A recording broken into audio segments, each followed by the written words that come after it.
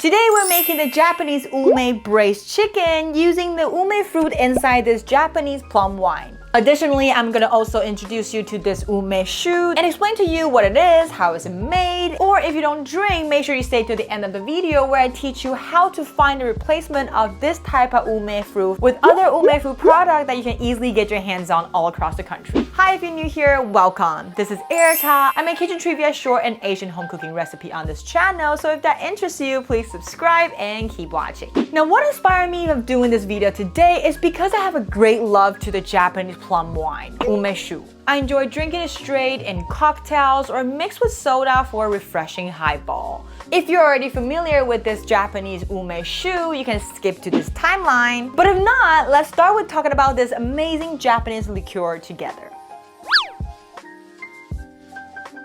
Umeshu, also known as Japanese plum wine. It is a popular Japanese alcoholic drink made by steeping ume fruits in sugar and alcohol for a long period of time. This fruit used in umeshu is not actually true plum, but a type of small, sour Japanese fruit called ume fruit, which it is really more closely related to an apricot. Umeshu have a sweet and tart flavor with a distinct ume aroma. While you can drink umeshu straight, it is most likely to be served on the rocks. If you have access to Japanese ume fruit, it is easy to make umeshu at home, though it takes around 1 to 3 years to release its flavor entirely. So instead of doing that, I like to just buy my umeshu from the local liquor store or online. You want to keep it in a cool place away from sunlight to prevent quick spoilage. And refrigerate it after opening to preserve its flavor for longer, and seal the bottle tightly to avoid oxidation. Next, let's talk about this ume fruit inside the umeshu. The ume fruit in general is not safe to eat raw due to the presence of toxins. It needs to be heated, pickled, or dried to destroy. However, the ume in our umeshu is completely safe to eat because it has been pickled in alcohol for a very long time. And today I'm using all these ume from the bottle to teach you how to make the ume braised chicken. So, screenshot! Here's our ingredient that we'll need for today's ume braised chicken. We're using a boneless skin on chicken thigh today, but you can also do chicken breast, wings, or even pork and beef. And we'll be using a whole bottle worth of ume fruit today, and the more you add, the more fruity it gets.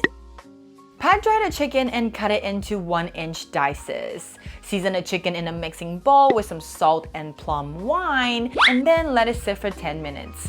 In the meantime, smash your garlic and peel off the skin. Chop the scallion into 1-inch pieces and separate the green and white part.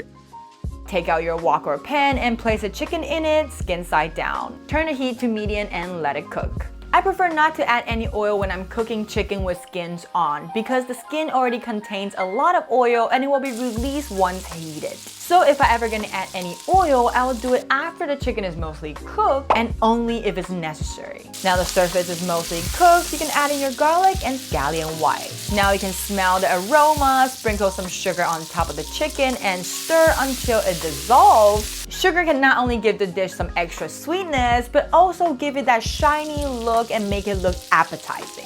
When all the sugars are melted, add your soy sauce from the side of the wok and wait for it to sizzle. Indicate that the aroma is activated. Now add water and your ume, bring it to boil, cover it up, and let it simmer for 15 minutes. If you really like the flavor, you can add up to 20 ume fruit at once, but more than that, the fruity flavor might overpower the whole dish.